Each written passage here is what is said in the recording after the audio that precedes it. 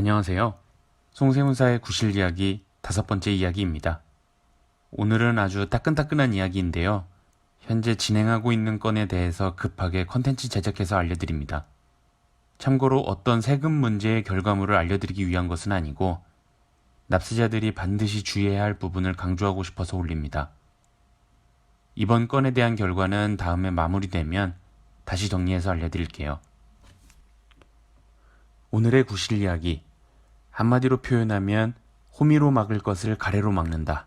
이야기는 이렇습니다. 다음의 이야기는 사실관계를 수정, 각색한 것으로서 실제 사건과는 일단 매우 다릅니다. A는 2014년 어머니로부터 본인 명의 계좌에 상장주식 땡땡을 5,000주 넘겨받았습니다. 즉 어머니는 A의 계좌에 땡땡 주식을 5,000주 보낸 것이지요.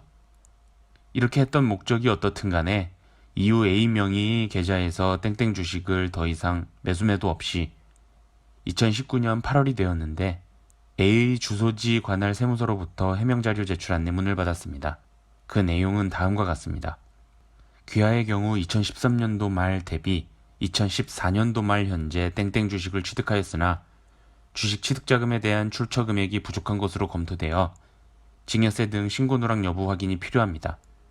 증가한 주식이 증여받은 재산으로 취득한 것이 아니거나 기타 정당한 다른 사유가 있는 경우 그와 관련한 증빙 서류를 제출하여 주시기 바랍니다.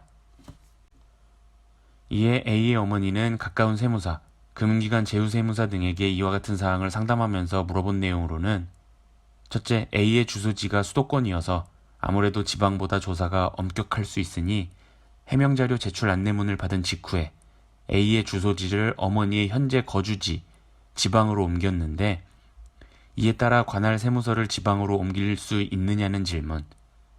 둘째, 세무사 선임 시 수수료는 얼마냐? 셋째, 세무사 수수료가 좀 비싸면 직접 소명하고자 하는데 괜찮은가?를 질문합니다. 어떻게 지난 8월에 A의 어머니가 여기저기 세무사에게 질문한 내용을 아냐고요? 질문받은 세무사 중 제가 한 명이었거든요. 이 당시 1시간을 통화했었습니다. 해명자료 제출 안내문에 기재된 제출기한이 8월 29일이었는데 이렇게 A의 어머니는 전전긍긍하며 세무사를 알아만 보다가 해명자료 제출 안내 자체를 무시하고 넘어가게 됩니다. 해명자료 제출 안내를 무시하고 넘어간 결과는 무엇일까요? A는 바로 며칠 전 10월 중순 주소지 옮기기 전 해명자료 제출 안내를 보냈던 수도권 소재 세무서로부터 과세예고 통지서를 수령합니다. 제가 이 정도 순차적으로 설명하면 지금 이렇게 된 상황이 얼마나 일이 커진 건지 느낌이 오시나요? 예상 고지세액이 몇백만 원이 아니라는 게 문제입니다. 과세예고 통지된 내용은 다음과 같습니다. 과세예고 내용. 귀하의 2014년 상장주식 장외거래 관련하여 XXX로부터 땡땡 주식 5,000주 수중 내역이 확인되어 과세하고자 합니다. 결정할 내용. 증여세 예상 총고지세액 1억 9천 얼마 원. 이렇게 되자 지난 8월 저희 사무실 포함해서 여러 세무사님들에게 단순 상담만 받고 수수료 걱정만 하시다가 2달이 지나서 저렇게 2억 원 가까이 되는 세금이 추징된다는 통지서를 받고 나서야 곧바로 저희 사무실에 찾아오셨습니다. 수수료 이런 금전적인 문제를 다 제쳐두고라도 지금 이렇게까지 된 상황은 그야말로 호미로 막을 것을 가래로 막는 격이 되었습니다. 우선 A가 대응할 수 있는 방법은 과세전 적부심사를 청구하는 것입니다. 예상 고지세액이 1억 9천만 원 정도에 대해서 과세하기 전에 적절한지 다시 한번 봐달라는 취지로 청구를 해보는 것이죠. 여기서 받아들여지지 않으면 조세불복 단계로 넘어가야 합니다. 이의신청이나 심사청구 등이고 또 이기지 못해서 억울하면 재판까지 가야 합니다. 일단 저희는 과세전 적부심사 청구 용역으로 시작하는데 제가 주장하고자 하는 논리는 아직 결과가 나오지 않은 상태에서 말씀드리는 것은 어렵고 오늘 이 영상을 올리는 취지는 사실관계를 따지고자 하는 게 아니라 실무적으로 고객들의 세무서 대응 측면만을 말씀드리고 싶어요. A가 8월에 받은 해명자료 제출 안내와 10월에 받은 과세예고 통지는 어떻게 다를까요? 얼마나 중요하길래 이렇게 거창하게 설명을 할까요?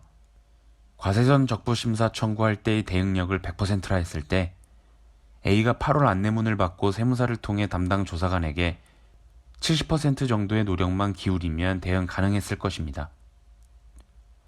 지극히 실무적인 이야기이긴 한데 안내문 수준에서는 담당 조사관이 문제가 있음을 포착한 단계이고 소명의 기회를 주는 것인 만큼 담당 조사관이 납득할 만한 자료를 제시하면서 담당 조사관이 직속 상관에게 보고하기 좋은 보고서 수준의 자료를 제공하면 담당 조사관 선에서 일이 해결되는 경우가 많습니다.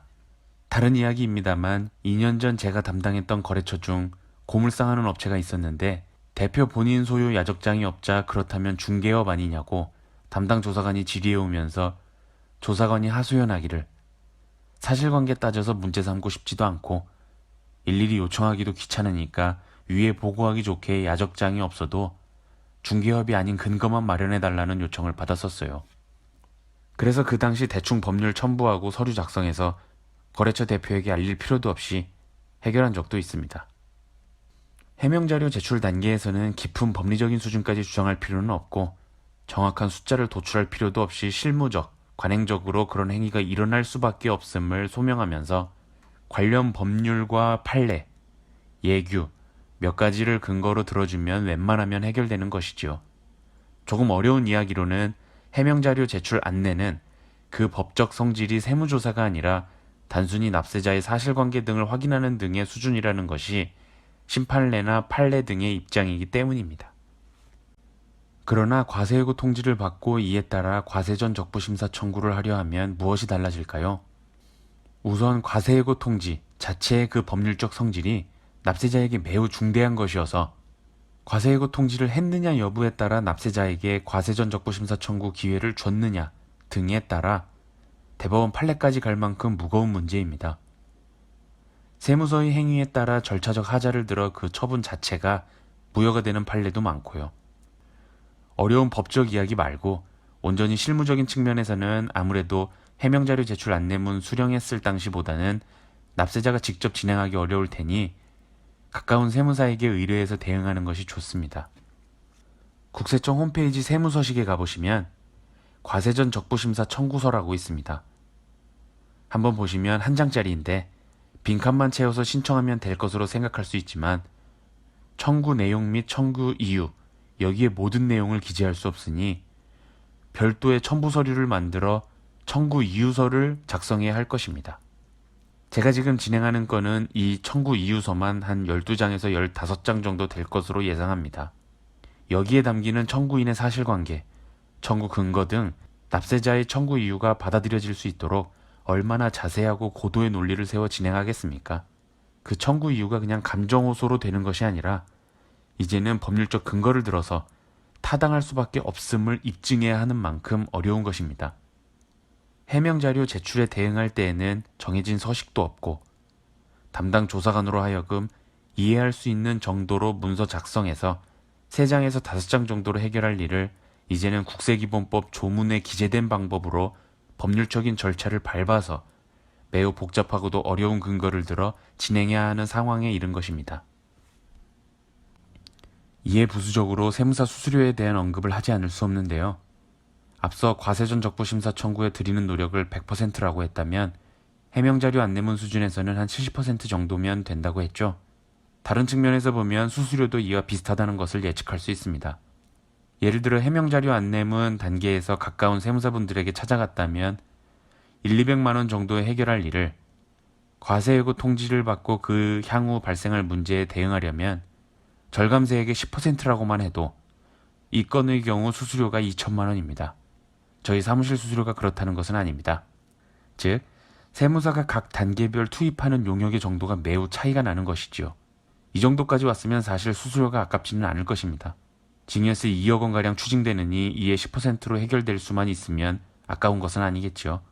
다만 제가 수수료 언급을 해드린 이유는 가장 앞서 이 사례의 경우 A의 어머니가 해명자료 제출 안내 단계에서 수수료 등 금전적인 문제로 이를 아까워하다가 이 상황까지 오게 됐다는 설명을 드리기 위함입니다.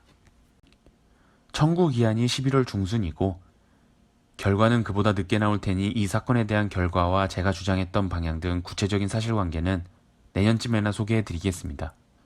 저는 8월에 유선으로 1시간 상담했던 건으로서 이번에 우리 사무실 오자마자 든 생각은 거듭 말씀드리는 속담 호미로 막을 것을 가래로 막았다 라는 말밖에 생각이 나지 않았습니다. 내 사건을 잘 처리해줄 세무사를 찾는 일도 매우 중요한 것은 사실입니다. 세무사님들마다 능력이 천차만별이라 그런 것이 아니라 어쨌든 세무사님들도 본인이 많이 하는 업무를 잘 할 것이기 때문에 부동산 양도소득세나 기장 업무 등은 잘 하시는 세무사님들이라도 세무조사를 대응해보지 않았거나 금융거래 분석과 같은 업무를 해보지 않으신 세무사님들은 좀 부족할 수 있겠죠. 능력의 문제가 아니라 익숙함의 차이일 뿐입니다.